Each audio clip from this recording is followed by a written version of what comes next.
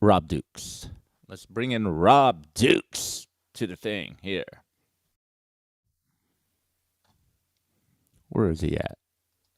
Do I see Rob? Rob, What's up? are you sideways, my man? Yeah. Yeah. Yeah. Ah, fuck. All right. Hold on. What the fuck? Is that better? Better, dude. Better. All Rob, right. Hey, thank you, man. Welcome to Alive and Streaming. I appreciate you joining. fucking hey, man. How you been, brother? Good, man. How are you? I missed you, bro. I miss you, man. I don't nearly talk to you as much as I should. You know what I mean? Gotcha. Gotcha. Hold on a minute. Yeah. Can you hear me? Can anybody? I seem to be muted. You can hear me, right? I can hear you. Yeah. Good. All right. Let's start, bro. First and foremost, bro, I missed you, man. And, it's good that you have your own podcast called Put Up Your Dukes because I've listened to a couple, Yeah. which is awesome. The Mark one was really good. Our bro Mark. Yeah. That was awesome, dude. It's Yeah. awesome. And, you had Yeah. Rick, you had Gary, you had all cool people on there. I had Jack on there. Lars Fredrickson. Yeah, man. Uh, I had Wayne from Hatebreed and Peter from Hypocrisy, and just my bros, my close friends, and moving on to different areas. I'm doing an author next, and then dude, last night I went up in a fucking helicopter No with shit. the Phoenix police. Man, my buddy is a cop, and he got me a ride along in the helicopter, and we like, dude, we saw some car chases and some fucking guy pulled a gun on some people, and it's like it was fucking killer, man. It was so much fun. Dude, Yeah. were you scared to get on a helicopter? No, not at all, man. I couldn't wait to get on the helicopter. Thank Dude, you. I got on a helicopter ride once in Hawaii, and as soon as it took off, I almost threw up. Really? Yeah. No, when they were doing like the bank turns, man, I was like a roller coaster, man. I was having a blast. Yeah. Dude, man, I Yeah. don't know. It's funny because I got on the ride and when we landed right next to this fucking messed up helicopter. I go, "What was that?" Oh, that crashed like last week or so. I'm like, I had to wait till after. You know what I mean? I'm afraid, man. It's yeah. scary to be up in a helicopter like that. But you loved it. Yeah, I loved it. I loved it. I couldn't get enough. If they let me stay longer, I would have, but they had to go get fuel, and I was like, all right. Well, Yeah. so But dude, yeah, before we start, what a sad day, huh, Taylor Hawkins? yeah. Um, you know, Foo Fighters is one of those bands. I like them, right? Yeah. But I don't ever purposely put them on. Like I never pick a Foo Fighters album and press play.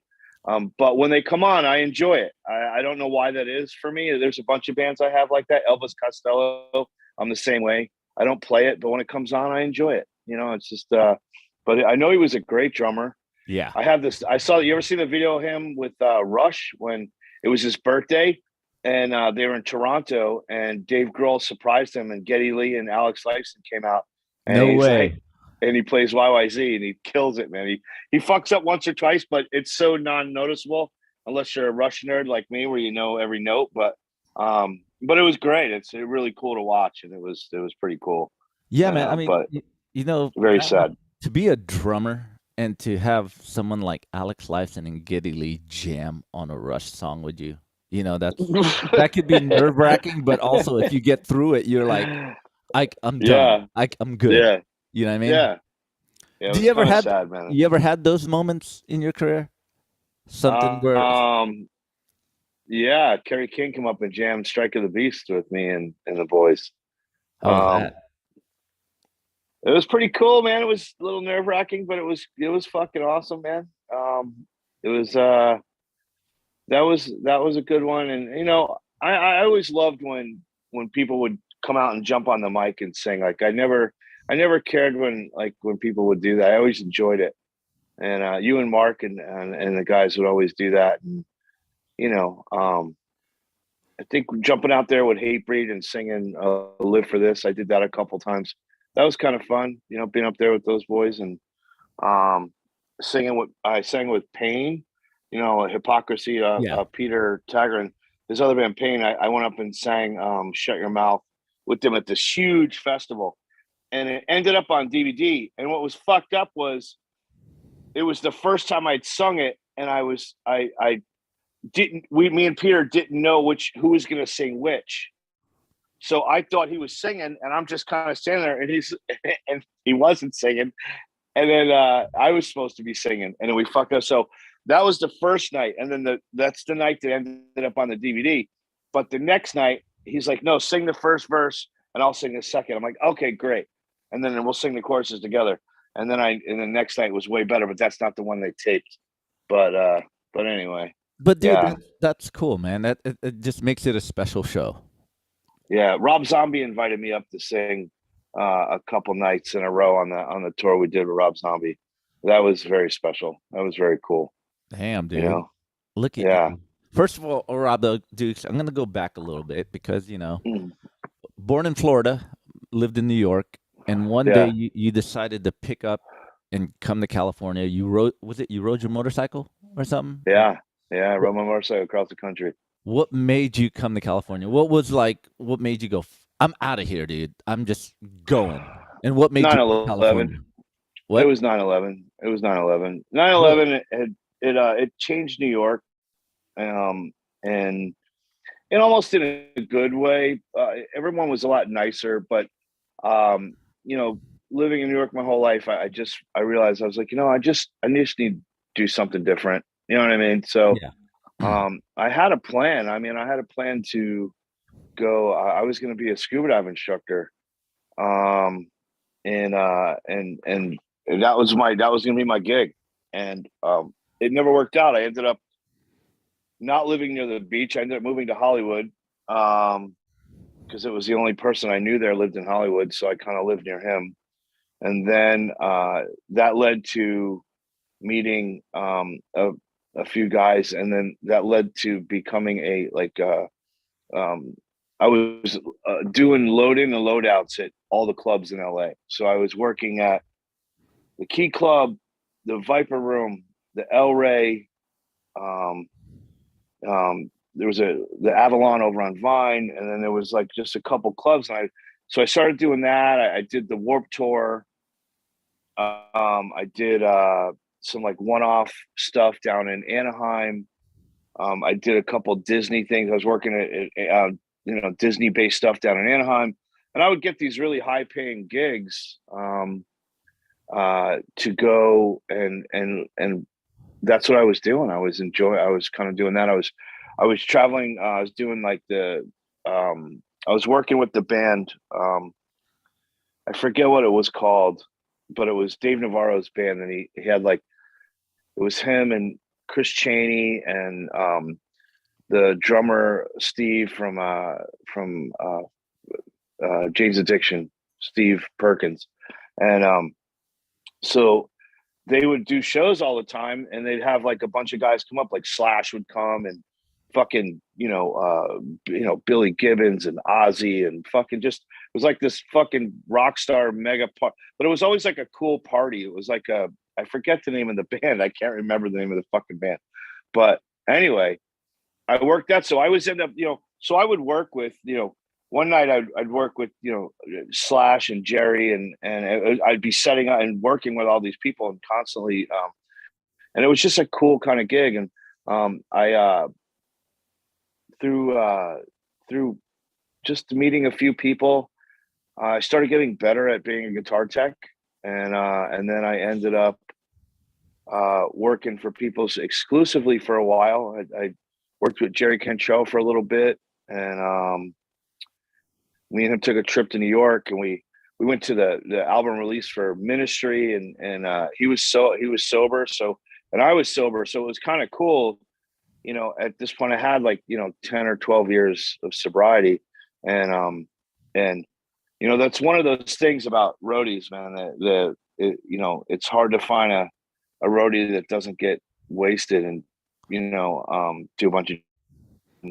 So I had that thing that I didn't have to worry about that with me. So I made use of that, and I got really good gigs, and I ended up on a tour. I get a call at 2 a.m.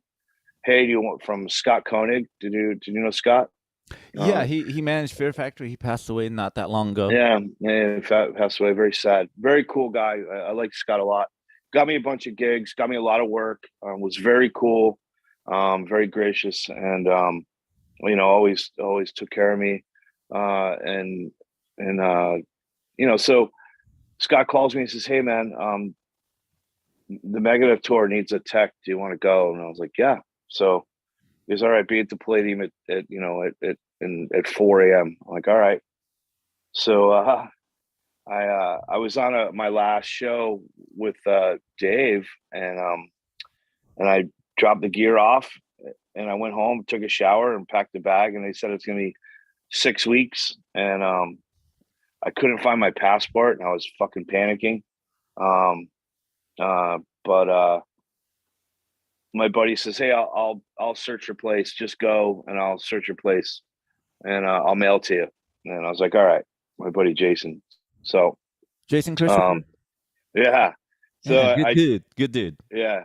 So I jumped on the bus, and they said, "Oh, you're going to be on the Exodus bus." And I walked on the bus, and man, immediately between Rick and Tom and Gary, and even Jack at the time, man, it was I was a long lost brother. The first thing I said was like, "You guys remember that show in Florida when the fucking barrier collapsed and broke that dude's leg and his bone was sticking through his thigh?" They're like, "Oh fuck." I was like, "Yeah, I was there, man." Me and my friends kind of made that happen. Like, "Oh fuck, that show was insane." I'm like, "Yeah, I was there." And then that was it, man. I was part of the family right then and there, within the first 5 minutes. And I got a bunk, and then me and Gary and Rick really bonded. I was teching for Gary and Rick and Jack.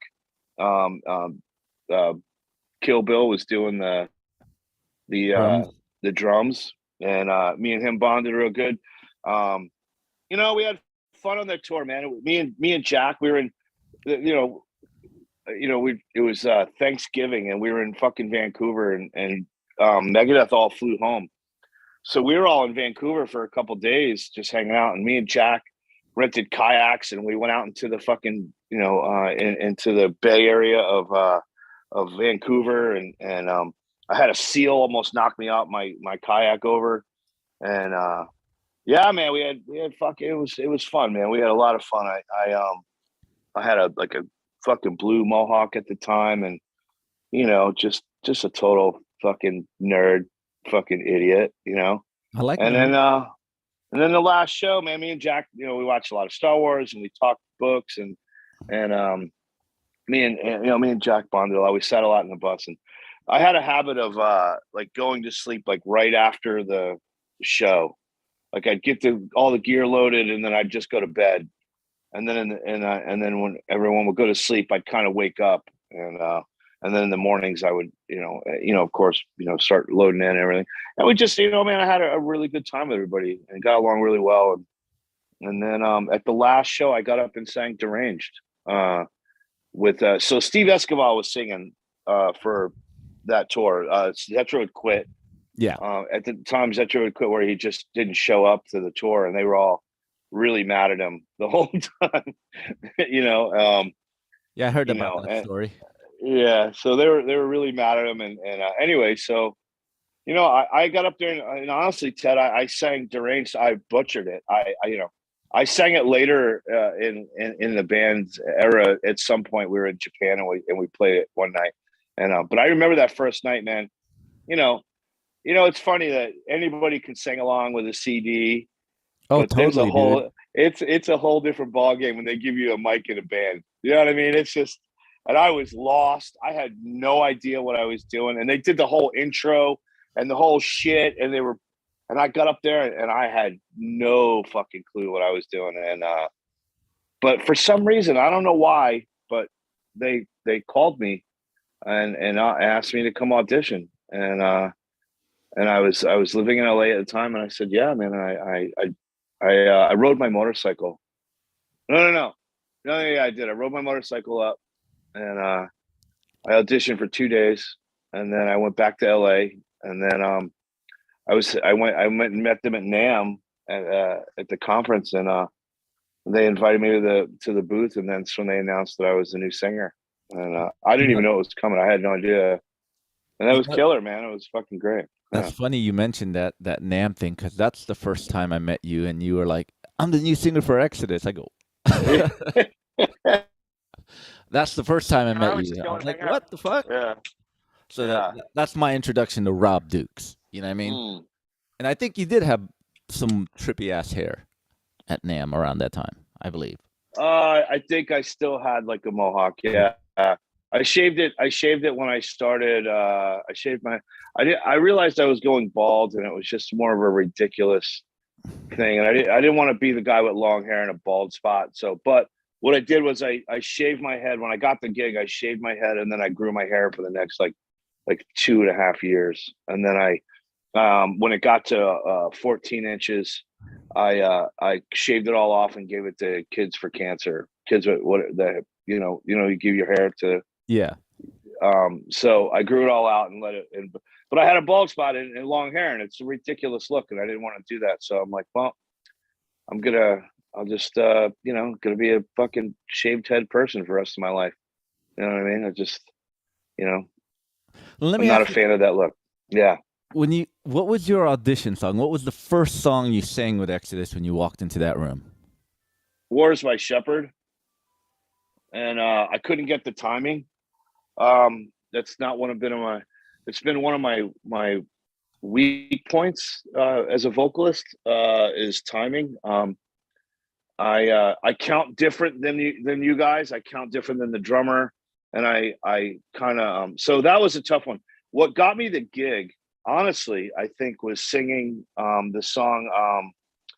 What's the one they did for the video for Temple of the Dam? They did the video for. They did "Where's My Shepherd." Then they did another video. It wasn't Um, Blacklist, was it? no, it No. was. It was one of the songs they did as a war dance when they were the band War Oh Dance. my They god, yeah. War Dance. I remember them. I saw them once. yeah. So it was one of those songs, and it was like this groovy song, but it was in 4/4, and the timing was good. And I think that was the one that kind of went, oh, okay, he's does has something. And then we did War is My Shepherd the second day, and the second day I nailed it. You know what I mean? I got it. And when I did the war, I think they were like, all right. So I then think they're you like, all got right, it. cool. Yeah, I think you can do it. And then I was like, all right, cool. So all right, now we're gonna make a demo. So I made the demo, which is out there somewhere. It was I Am Abomination, um, and I think I can't remember the other songs that were on that. Maybe Raise. No, Raise was too no because we couldn't get the timing on it. It was Death Amphetamine with Tom. So it was Tom. So me, Rick, Jack, and Tom and Gary did a 4-song demo of the pre-production for Shovel, and we did 4 songs with Tilo in the warehouse in Oakland, and that's what they sent to the label to Nuclear Blast and said, "Here's our new singer," and they were like, "Okay, here's a bunch of money, To and or record. here's half the money or whatever to record." So I went into a recording studio over at Trident with Juan, who I know Yeah. and got a Gary laid down some guitars. He did all the drums. Now, in between this time, Rick and Tom had quit. So now it was Paul. Lee wasn't even in the picture yet. It was just Paul. And we were rehearsing with Paul, me, Jack, and Gary. And and it was pretty we're like, all right, man, we're just gonna keep trudging along and doing this. And I got on there the first day and I sang the first song I sang was Raise, and I blew my voice out. And by the end of the first day session, I couldn't even talk. I went so hard that I had no idea what I was doing, and I just had no control at the time. I didn't know um, I didn't know how to sing. I didn't know how to breathe properly, and I made my voice.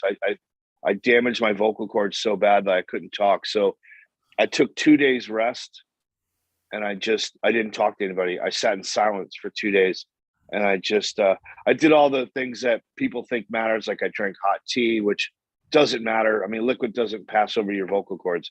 You either when you lose your voice, it just means that your vocal cords have swollen and they don't Yeah. vibrate as quickly.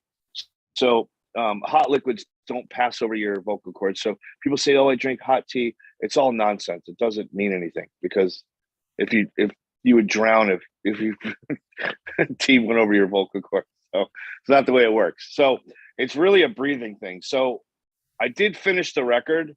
I don't think it. I think it was. What was kind of cool is my voice is very different from that record, because that's not my natural voice. That was kind of what I did to kind of struggle through it, and I got through the record. But that's not the way. I think by the time I got to like Exhibit A and Exhibit B, that was my real singing voice, because I learned at this point how to control myself and not blow myself out. I still gave 110% in the studio, and I always pushed myself to the edge. But I knew how to breathe.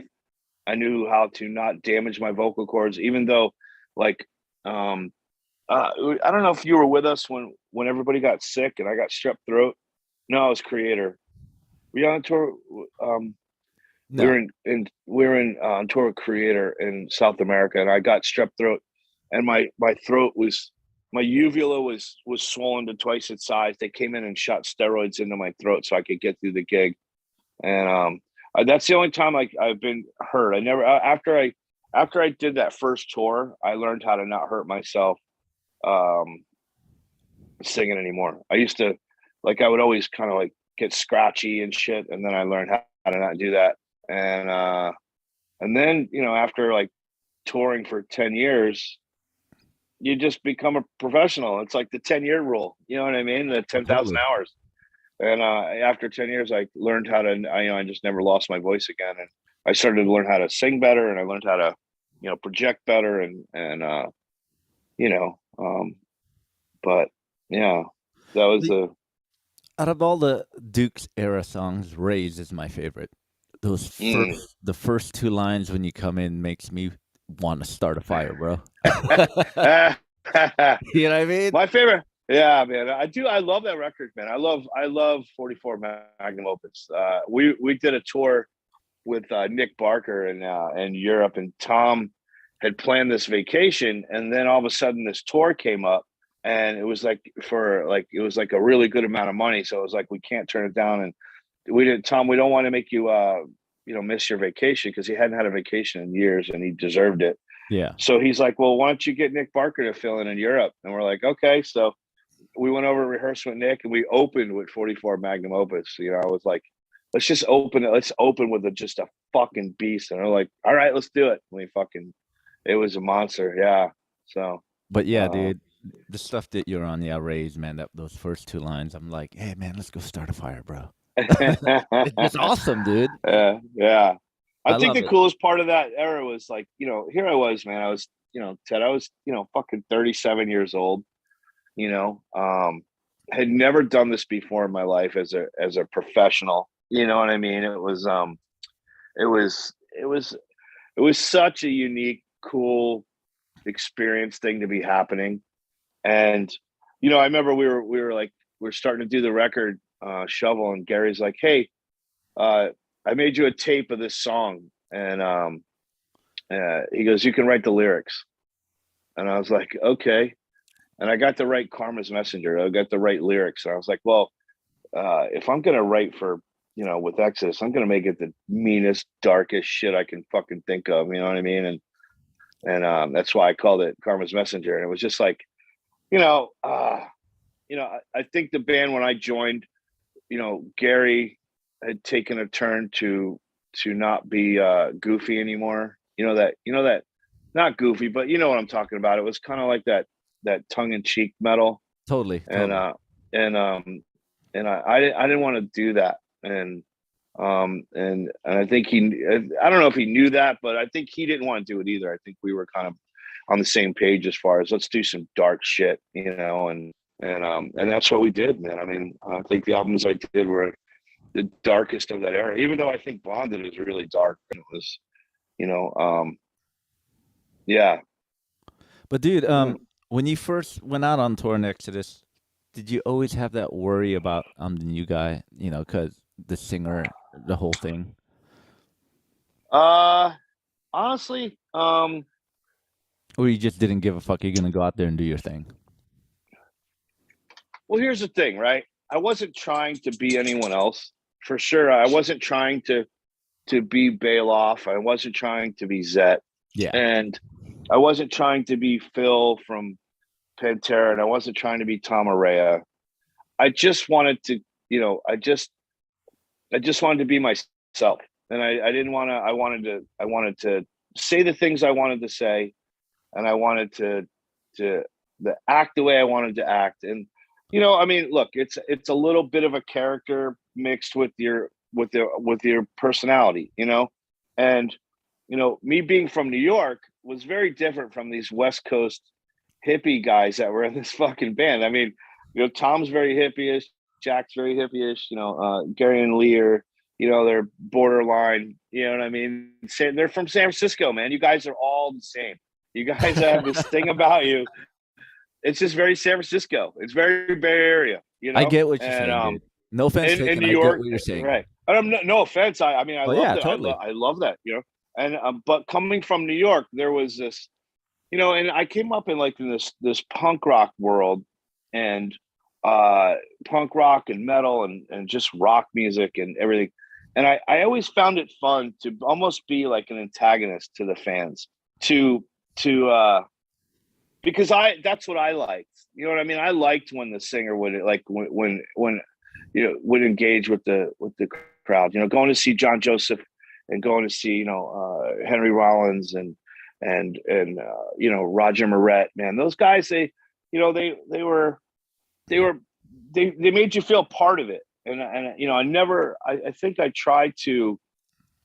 What the hard part was, I was a huge fan. So being a fan of music and I love going to shows and being a part of that.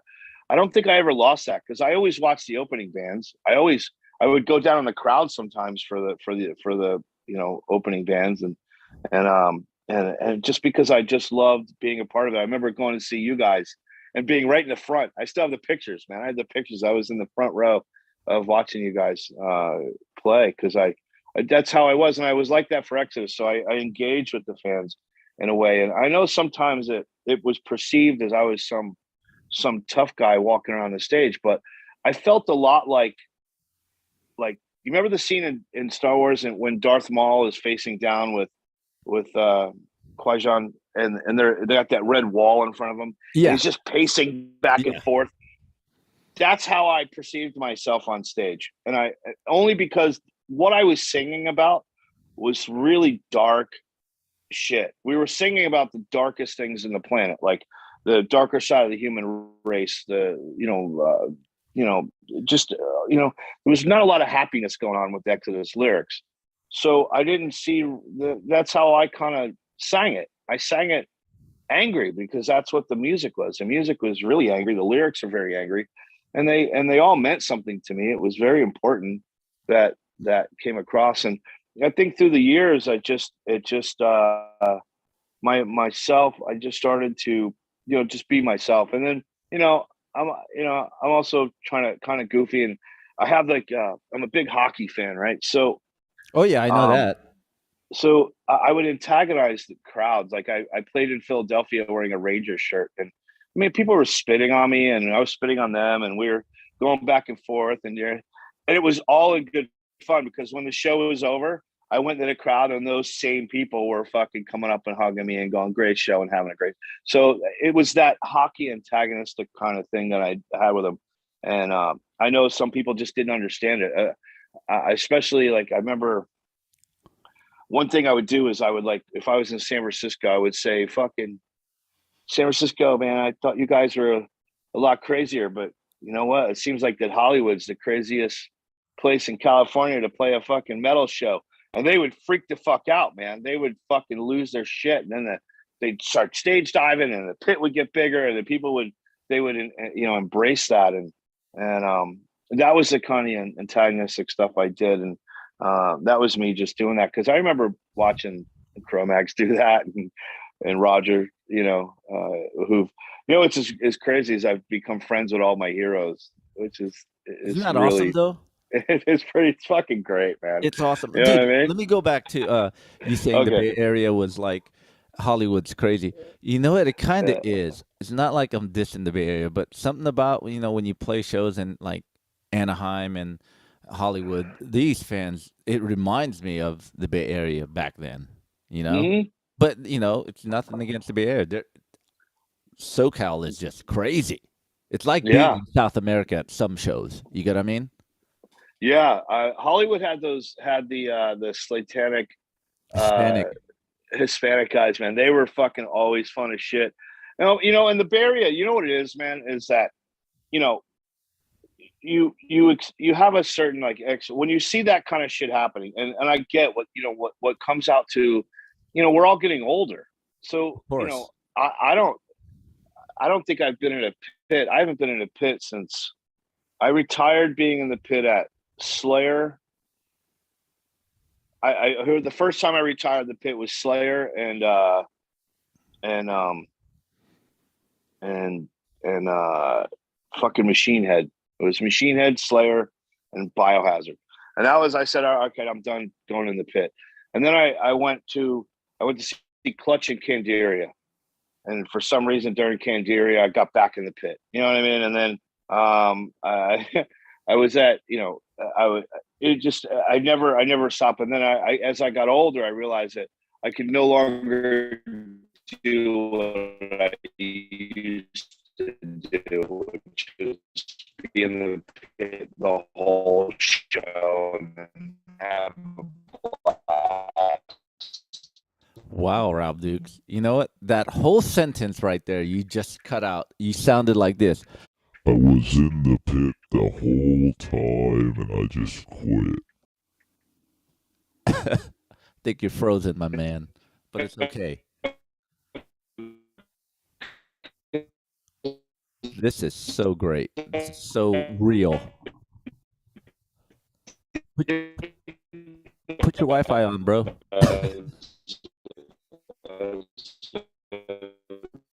This is awesome. Has grown up. All right. I was in the pit all the time and stage diving and having, that was what I went to a show for, man. It was fun as shit. And then did my Wi-Fi cut out? I think so. This is so awesome, what the dude. fuck? I love it, dude.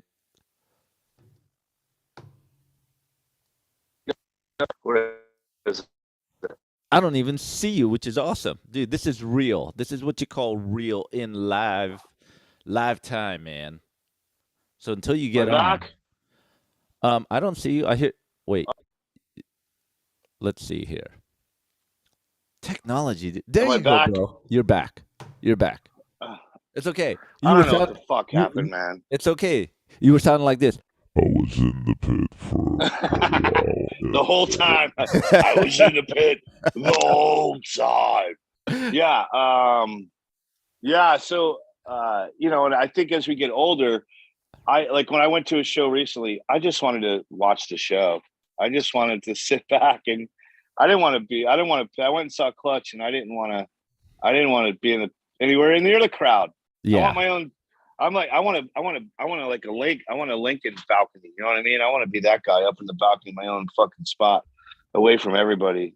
Well, we're not young anymore. I guess you could probably agree at our age now. You just kind of want to absorb the live music and see the crowd react to it. Because it's just a different time. You get what I mean?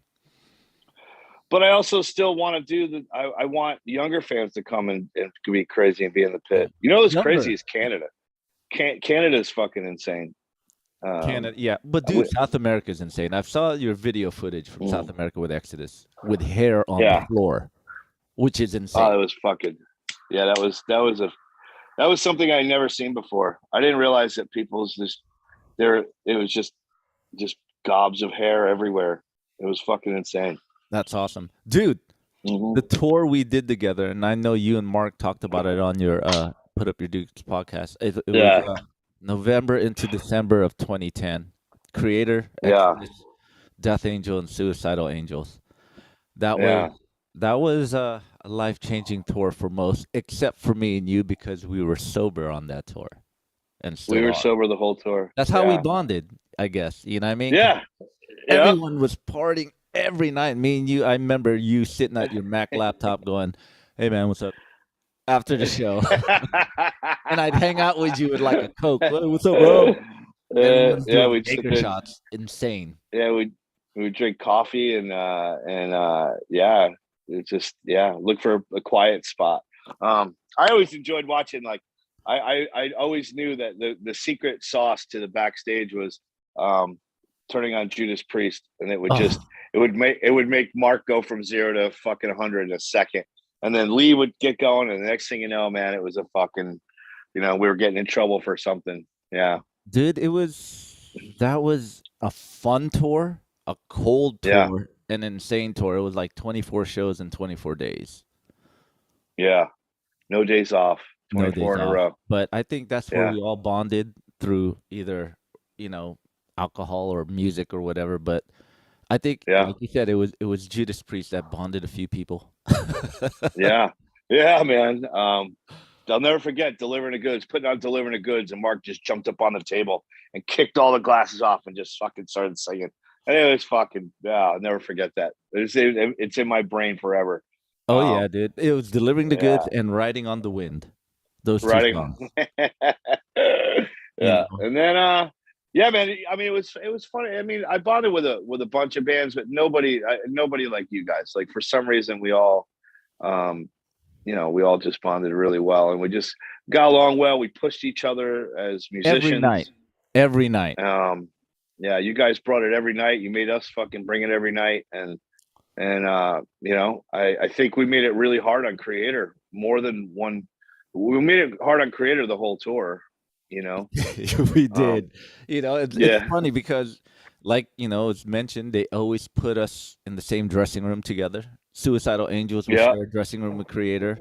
And, yeah, I still have a photo. It was like the dressing room sign. It said like something. It was weird, like Bay Area, like party room or whatever. And yeah, like, and it was, and sometimes Venter from Creator would just sneak in there, like, "Hey man, I want to hang out with you guys real quick, just real quick." yeah, yeah. I went to the gym one day with Mile, and we went to the gym and we worked out for a couple hours, and then we went to the sauna and we sat in the sauna, and then we went back to the club, and even through that experience was I liked Mille, man. I thought they were fun, but they weren't they have that German sense of humor, which means they don't have a sense of humor. Like if they do, it's just like it's just a strange sense of humor. And but I bond those guys. I had fun with them, and then um, at the last show, do you remember being at that truck stop and buying I bought like 5 magazines. It was like 70 plus porno mags.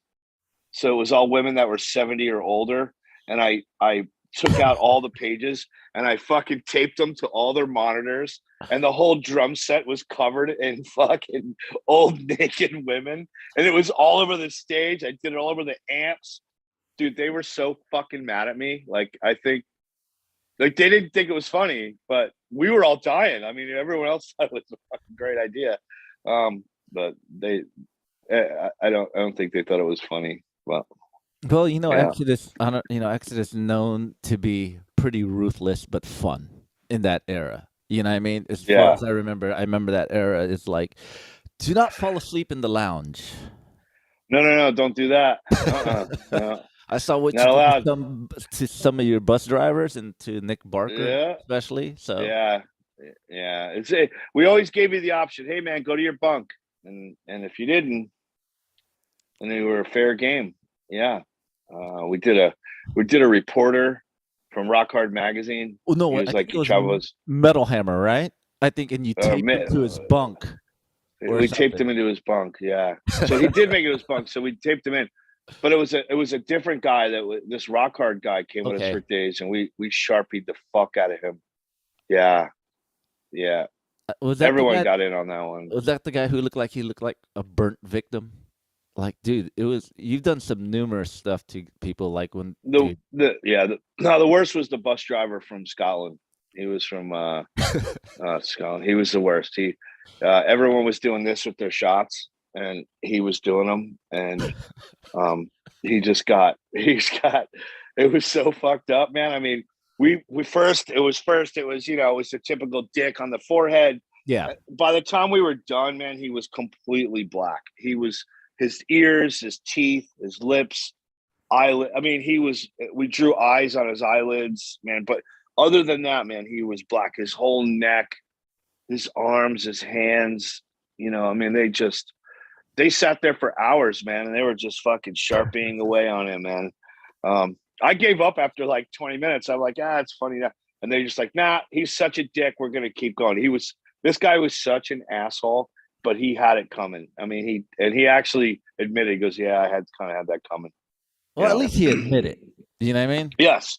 Yeah, he was cool in that sense. But Yeah, he was cool in that sense. So everyone who's watching, if you're ever hanging out on, I don't know about now, but some bands do carry that with them. So if you're ever on the bus, sharing a bus with someone, go to your bunk when you're tired, man. Go to your bunk. Go to your. Don't drink and pass out. One cool thing I remember you guys would. You remember that? I forget what song you guys would play, but you would do a little medley of cover songs at the end, like right in the middle of it. It was real subtle and it was quick. And I remember you guys always used to do them for me because you knew I was in the crowd watching. And my favorite one was the Rush one. You did. I forget what song you did, but it was just like, oh, they're doing fucking Rush. And then I see Mark just point up at me, and I'm up in the balcony, up in the top, and he was like, yeah, that was a good one. Yeah, dude. And I remember we did a short run, and when Gary was in Slayer, you're still in the band, and Rick filled in, and one of the shows in Spain, you pushed us, or you bugged Rob Cavasani. Come on, man, play Veil of Deception tonight, man. Yeah. We end up doing it for you, bro. Yeah. When you did it on the boat, it brought me to tears. Do you remember that? Yeah. Then we did Heaven and Hell. We did Heaven and Hell, but you brought me to tears with Veil of Deception. You did it there on the boat too. Yeah. And the reason was because at the end of towards the end of my drug addiction, man, I was spiraling. I was drinking real heavy, and I was doing a lot of drugs, and I was very close to. I was kind of like the leading Las Vegas guy, man. I was very close to. God damn. I mean, it was bad, dude. Right. And Act 3 I had a cassette of Act 3 and a Walkman. This is like 90, 92, 93, like around that era. And that song would break me. I don't know why. It just would break me.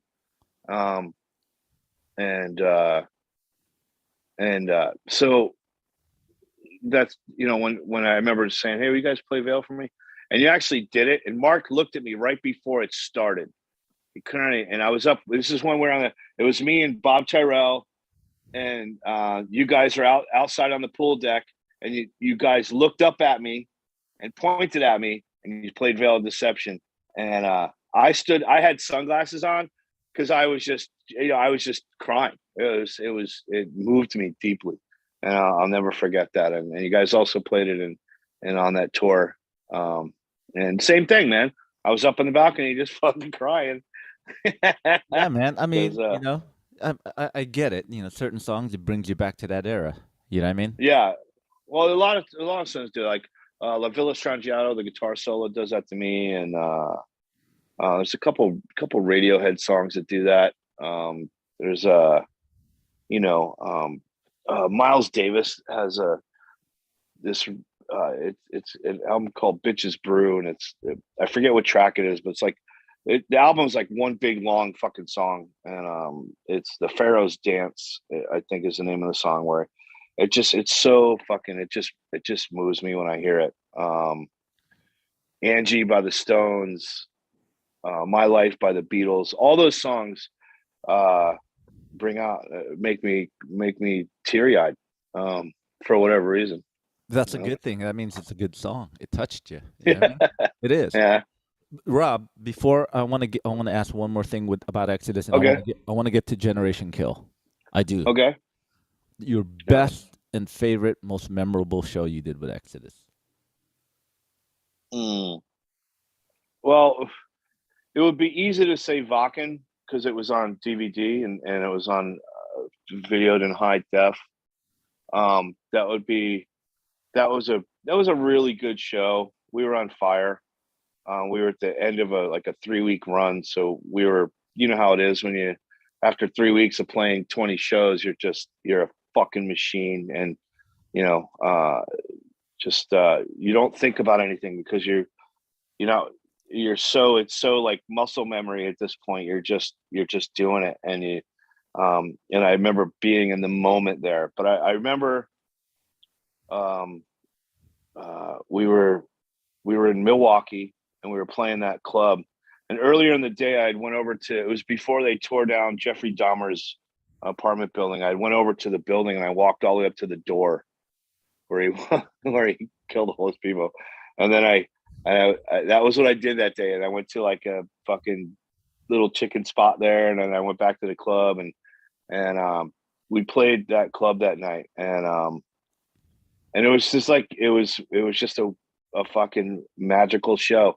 It was one of those shows where I um I actually stopped in the middle of it and had the thought like this is a moment in time, and everyone was kind of like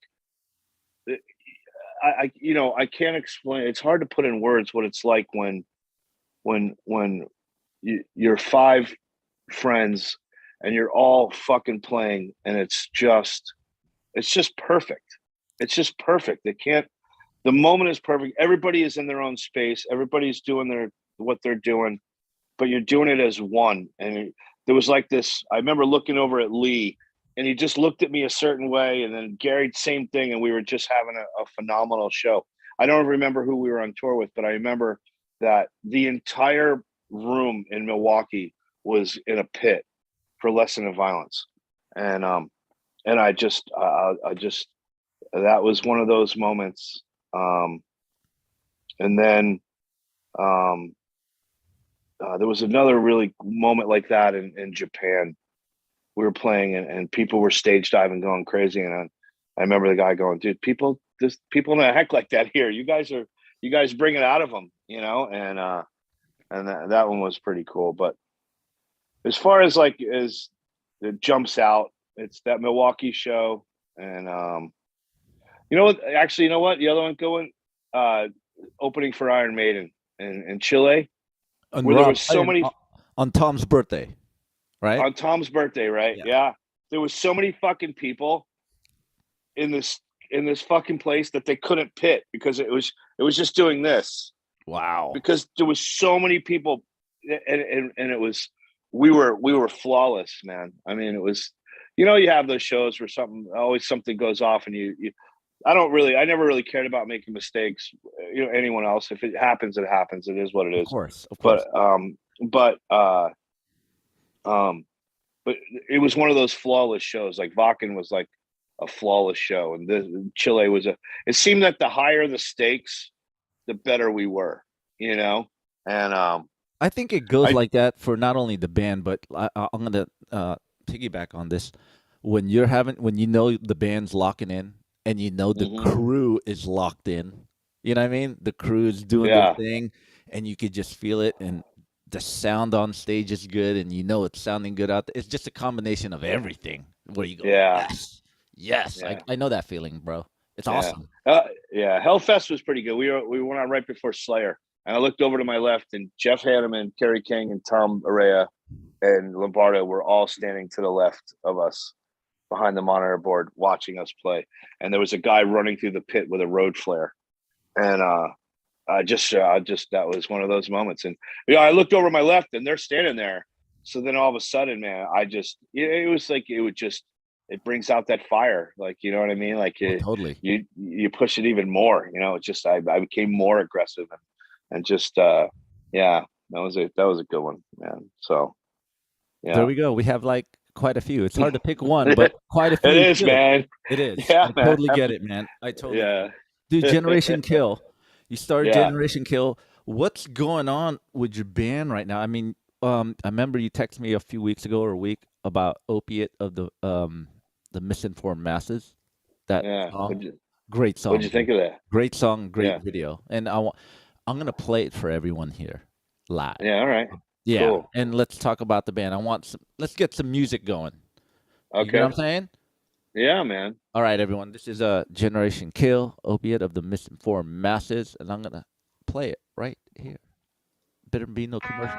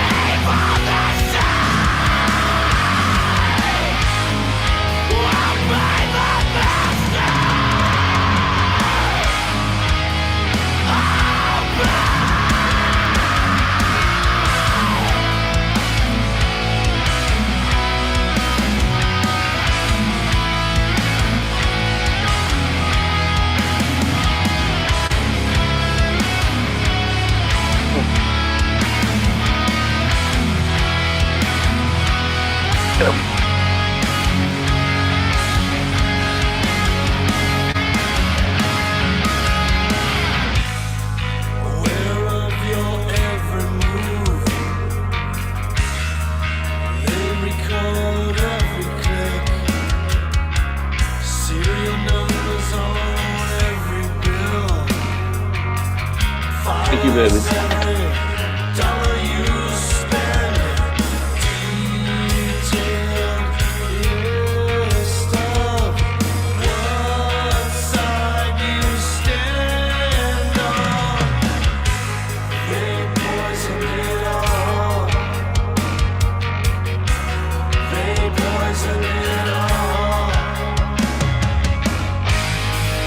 One is too many.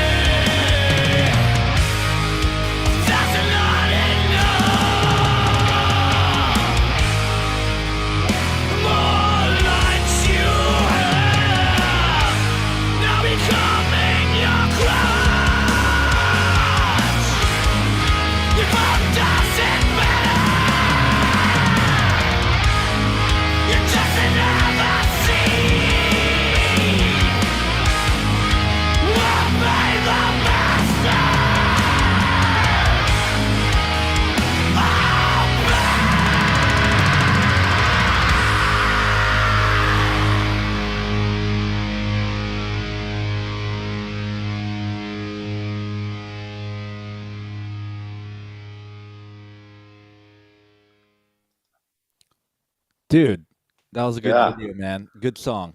Good it's song. intense, man. Yeah, I know you. When me and Trisha was watching that when you texted to us, I was like, "Whoa, man! It's very different, man. It's really good, really good." yeah. Thank you, And thank you. there's a Yeah, message. man. I know you threw a message in there, bro. Yeah. It's great. You want to talk about it, Yeah. man? Yeah, man. So I read 1984 Okay. and I watched I was watching They Live, and I was reading this book Chaos, and by Tom O'Neill.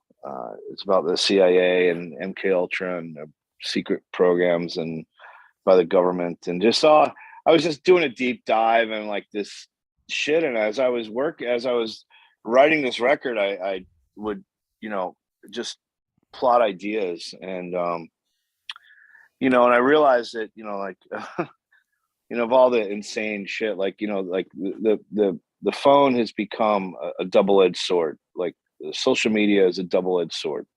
It it's progresses so many things, and you reach out to so many more people, but it's also like a drug, man. I mean, they admitted, that they designed the phone to be like a slot machine to rate, charge your endorphins and to make you addicted. And I've seen it consume people. I know it's just through just silly things that it does to the planet.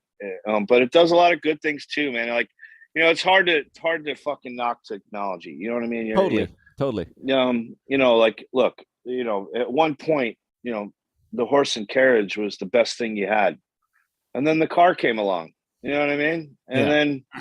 And then you had to have, street lights, and then faster cars, and then roads, and things just move so fast in the last like 80, 90 years that, and the amount of information that people have is incredible. But, if you look back at like the 50s, if you were to look at like a train going into New York where people were going to work, man, everybody was reading a paper. Like, they were all disconnected in their own way. You know what I mean? And the phones are no way. It's just, but the amount of information that you have I mean, I couldn't imagine what kind of kid I would have been with this kind of information. I don't think I would be prepared for it. I mean, I guess parenting today is a totally different skill set, because of the amount of information and the amount of darkness that eludes through the phone. I mean, um, I know when I first started jerking off at around 15, I couldn't imagine. I mean, I would come from this. I had to find a magazine that somebody threw away or something like it. I mean, that's what we had. We had our imagination. That was it. I couldn't imagine having a phone as a 15. It would have been horrible. It would have definitely shaped me as a different human being. I I agree. guarantee it. I agree. Totally. And that's what that song is about, man. It's songs about, like, somebody takes, the girl jumping off the building, and people just taping it and then just walking away. I'm the kid crying in the video. I'm the little kid. You know what I mean? The song was, I think it's one of the best songs Generation Kill has put out. Them, me and Velez wrote that, and Jason Velez, and me and him, when the first time he played it for me, I knew, I was like, okay, this one's going to be different than anything else we've done. And we're gonna layer it with, we layered it with keyboards and Moog and all the way. I mean, it was, and then we decided no guitar solo, that the song was going to carry itself, and I was going to build it and build it and build it, and then bring it back down, and then build it and build it. And we had a plan. We talked about it, I think it's one of those songs that just, I hope it reaches people. I hope people kind of get it, because it's a good one. And this record, man, I'm really proud of this, the MK Ultra record. It took us way longer than we wanted to do to write it, but we ran into some pitfalls, and we threw away songs and started over, and we changed the bass players, and that created a vacuum, and threw out all those songs and started over, and but the end result came out is it's very special to me, man. I can't wait to go out and play it live. We've done a couple shows in New York, and those one-offs, man, they're fucking harsh because they're not hard ready. to do. They're hard to do, you're man. you're not ready, man. It's Yeah. I struggled through them because I didn't know where to breathe. I never performed these songs live. We just rehearsed them, and then and that's different than playing live in front of people. And it's just so I'm looking forward. We're doing a tour in July with Dead by Wednesday, July and August. I'm looking forward to that, and I'm hoping, man. Like I'm hoping you guys call us and we get to go on tour with you guys, and I'm hoping Exodus calls and I can go out and open for them because this band is badass, man. We're a badass bunch of fucking players, man. The boys I got surrounding me are just vicious. You know what I mean? And I'm super proud of what this band has done. Rob, I'm glad, through all the ups and downs you went through, we don't need to get into details, that you're still doing music. You're still doing music. Yeah. And, you got this band going. Oh, by the way. Yeah. Who made the video? Someone, on the comments, it's like, oh man, looks dark Disney.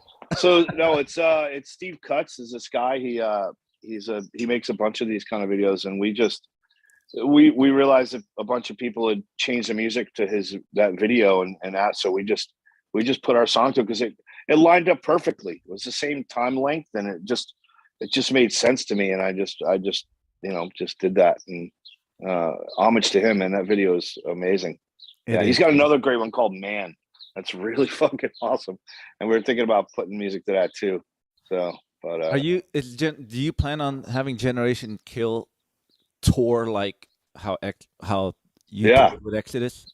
So we just got a new booking agent. We're booking shows in Europe for 2023. Awesome. We don't know how this year is going to go because this year is everything from the last 2 years, so nothing is available, man. So basically, you either got to get in a van and go just do it and go club to club and bar to bar and work your way out, and that's kind of what we're going to have to do for the rest of this year. It looks like all these tours have been postponed, and we're hoping maybe somebody, I'm not hoping, but like if somebody can't make it or somebody cancels, we'd love to fill in and open that spot, you know what I mean, and play.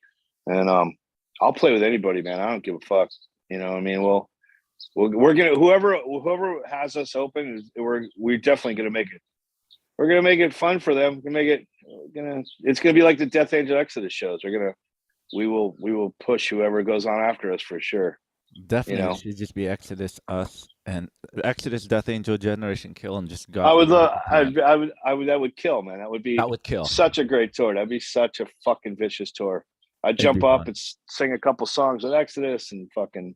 It would be great, man. It'd be great. And sing Veil of Deception with Mark and Rob. Yeah, man. I'd love to do. Oh my God, that would be a dream come true.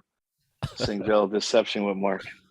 But Rob, like I said, through all the stuff you went through, you're here to this day. Generation Kill is awesome. This video is great. I'm glad you texted to me.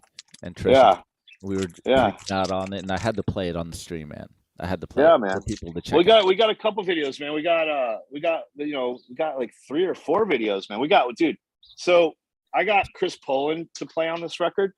Right? I had Chris Poland on my stream. That's nice guy, man. Nice guy. Yeah, awesome guy. Yeah. So he did a fucking solo for me on the song Evil Eye, which is on the record, and we did a video for it. It's coming out in a couple weeks. He's shred, huh? He shreds, dude. He's so goddamn good. He is. So the first video we released, Never Relent, had Gary on it, which was cool. Gary did a solo for me, and then I got John Joseph to sing a song on the record, one of my fucking vocal heroes, and that video we dropped a couple weeks ago. It was like this, just a crazy. We just used news footage video. It was all an afterthought actually, but we did that video. So John Joseph, Chris Poland, and Gary Holt, and as I reached out to a few other people, and you know how it goes. I didn't want to rely on having guests, but I wanted to have a couple special moments with people that I were heroes of mine. Chris Poland was always one of my favorite guitarists, and He's badass. and John was always one of my favorite singers, and he's a great guy. I love John. What's funny about John and me is we're really good friends. We don't, we don't agree on everything, but we remain friends anyway. It's killer. It's like me and Lee. Me and Lee don't agree on a lot either, but Lee is one of my closest friends in the world, and so it's one of the things, man. Is I found that there's really I've made some really good friends in the last 20 years. And the Exodus, being the singer of Exodus was like, when I think about it, dude, right? I was 37. I was a guitar tech living in LA, and I got this opportunity. And now for the rest of my life, no matter what happens, right? I'm a Bay Area legend in a way, because I fronted that band for 10 years.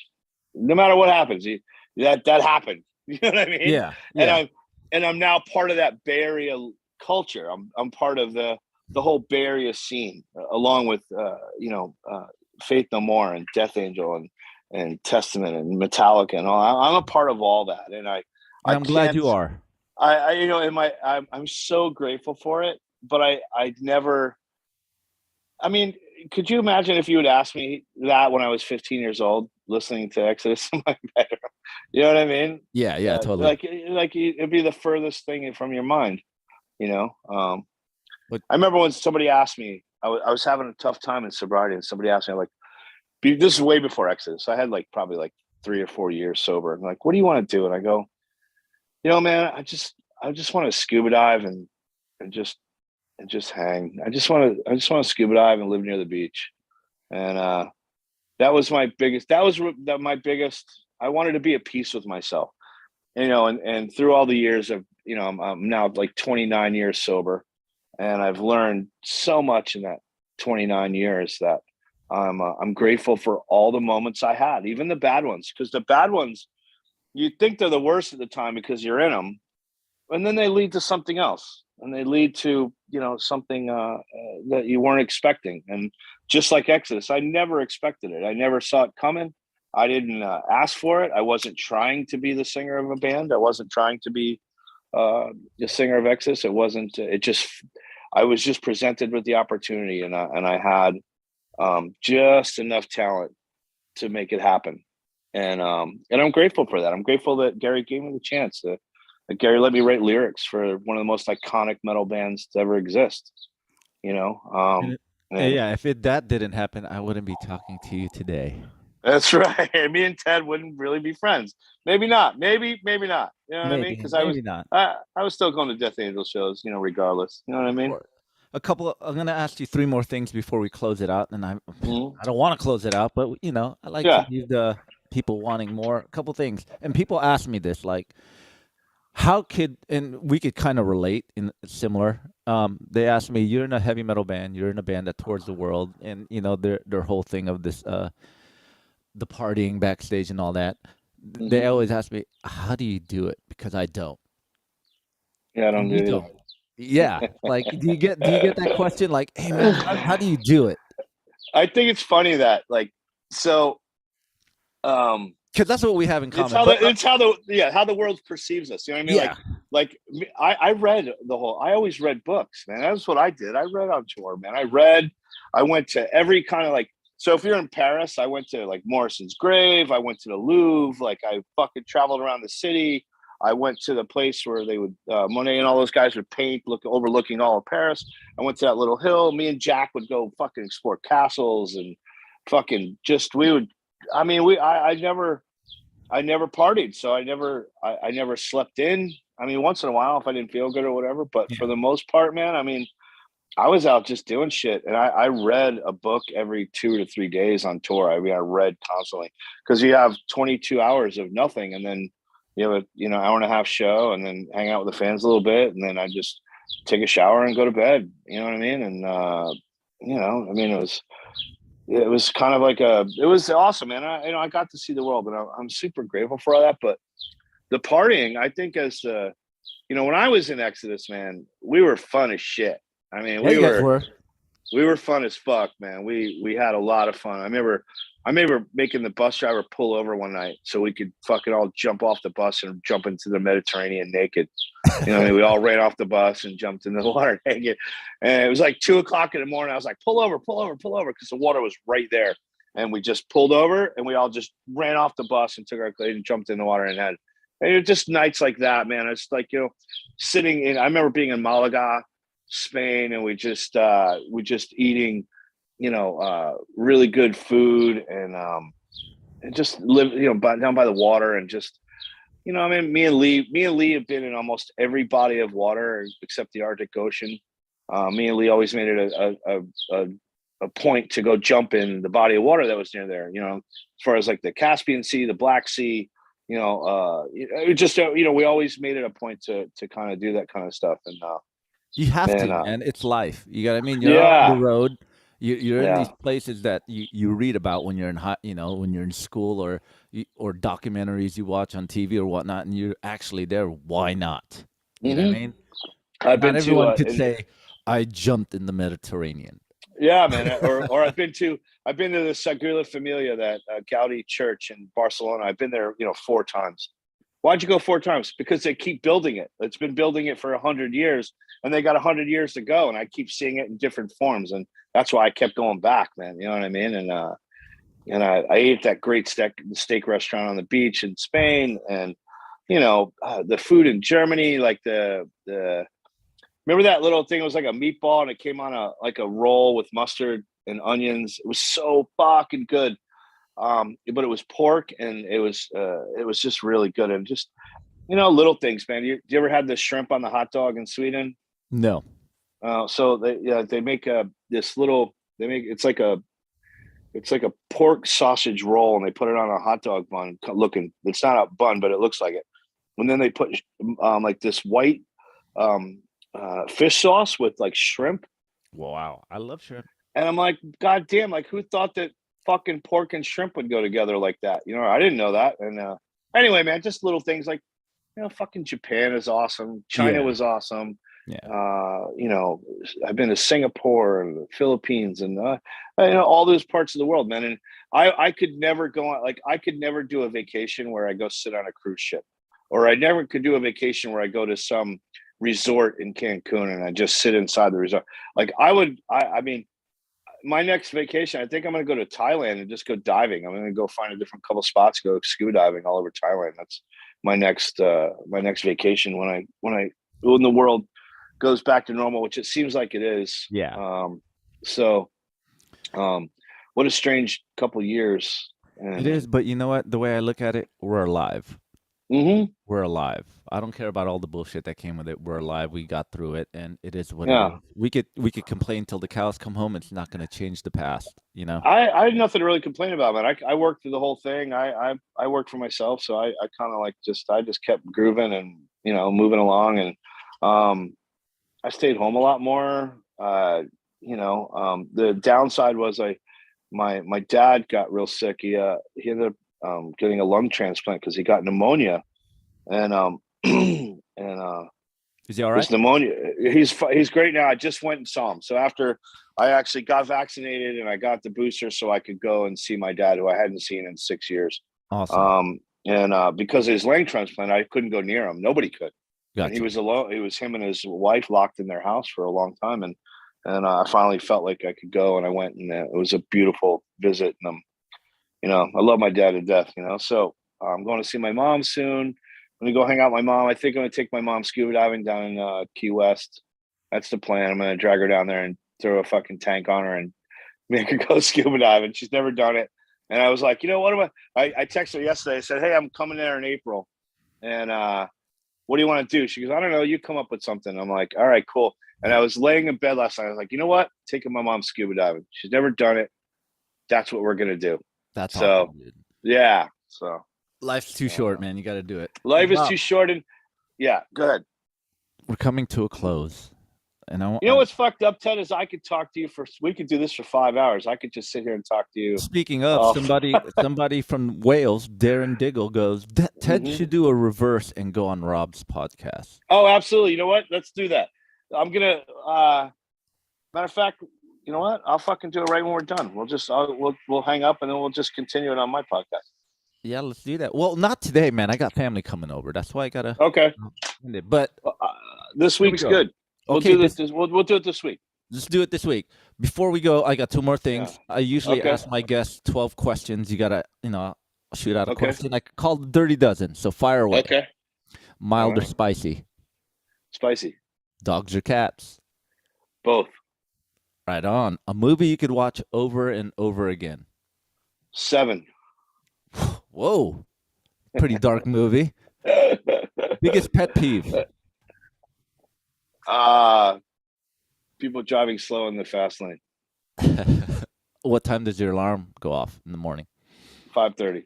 Jesus. A song you love to sing when you're all alone? It's by Radiohead. It's called what the fuck is the name of it? I don't know the name of the song. It's the last song on the Bends. Fuck.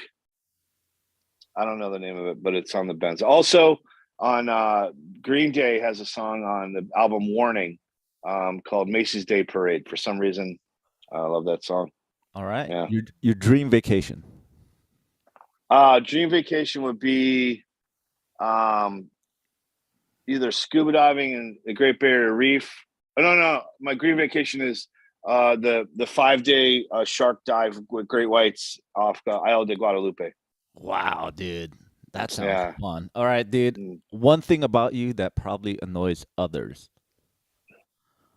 Either I smoke cigars or my brain works so fast I don't do it on purpose, but sometimes I interrupt people when they're talking because my brain has a thought and I got to get it out before I forget it.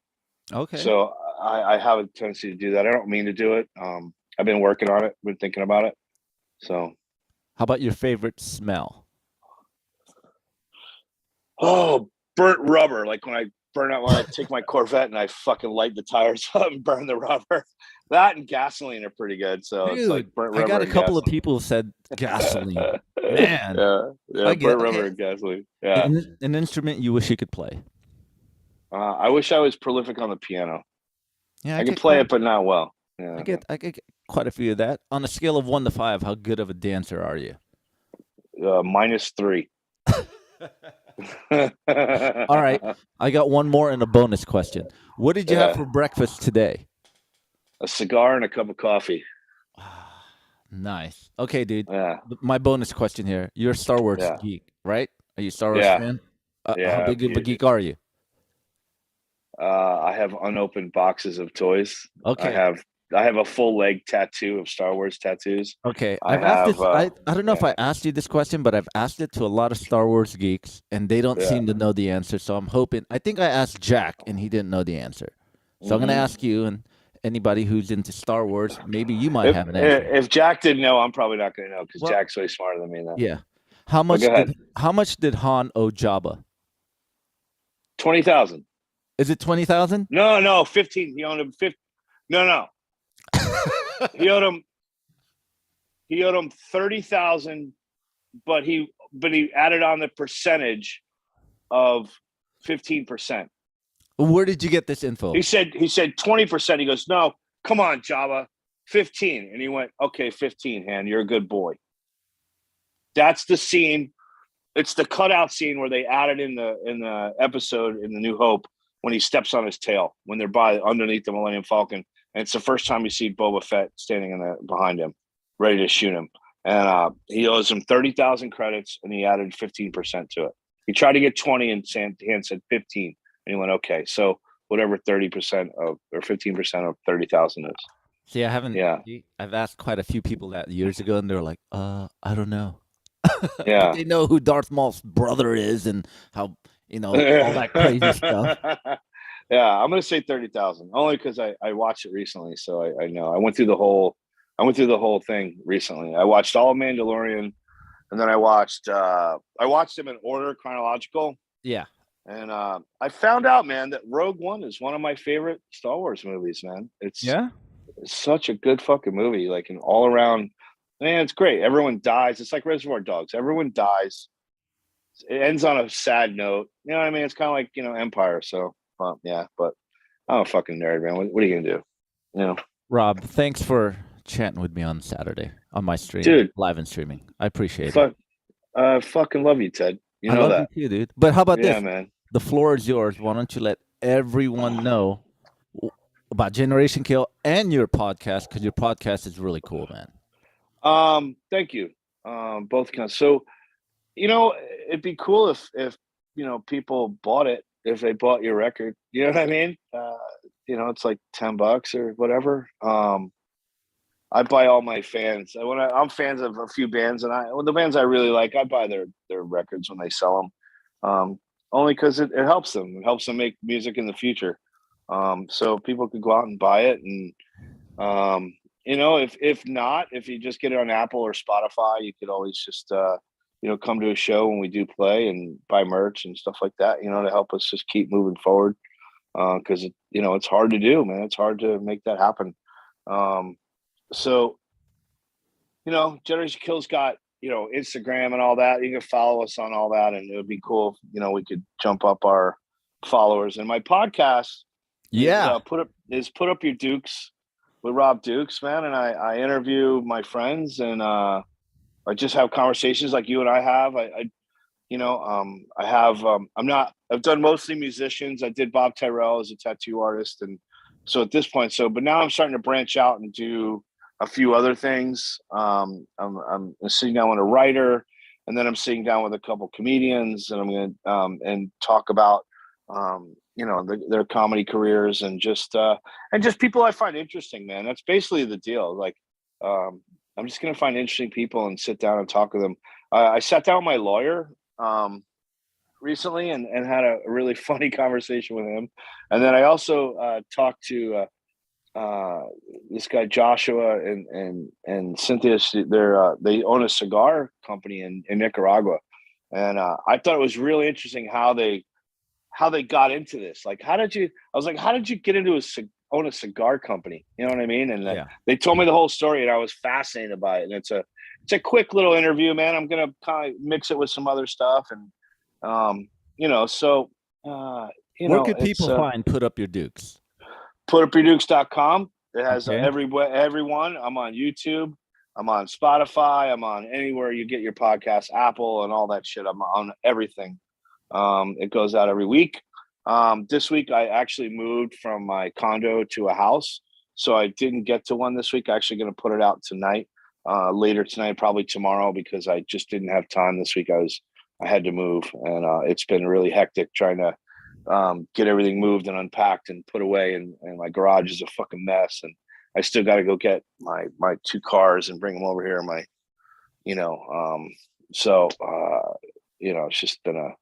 It's been kind of a shit show. I got I'm babysitting dogs, so I got 2 dogs and my 2 cats, and I thought they were gonna have like a war, but they didn't. They were totally fine. So, dude, I actually acquired a cat last July. Did you? Yeah, we found her hiding in cinder blocks like after 4th of July. I guess she was part of a family, and she, family scattered, and we found her, and we were looking for a home. Then all of a sudden, we just ended up keeping her. So they're fun as shit, right? They are, dude. I love cats. I love dogs, man. I got fish, and I used to have snakes and all that. So I mean, I like all of it, man. So anyway, cool. Rob, thank you again, everyone. Rob Dukes, Generation Kill. Again, check out his band. They're on like Facebook, Instagram, Twitter, whatnot. Yeah. Saw the music video. It's awesome. Go support him. Listen to Put Up Your Dukes. His podcast. Yeah, man. It's a fun thing, man. It's been fun to do it, because I just sit down with some people and have, just ask them questions like you're doing, man. It's fucking killer. It's fun. Yeah, I do it. It's fun. So, I can't wait to be on yours, because I got. Yeah, I'm gonna have you on. I'm gonna have you on this week. We're gonna sit down. I know you're gonna have some questions, and I have a lot of stories. I know you do. It's the reverse. So, Rob, thanks again. Everyone, stick around real quick, Rob. Everyone, say bye to Rob. Check out his stuff. Thank you, guys.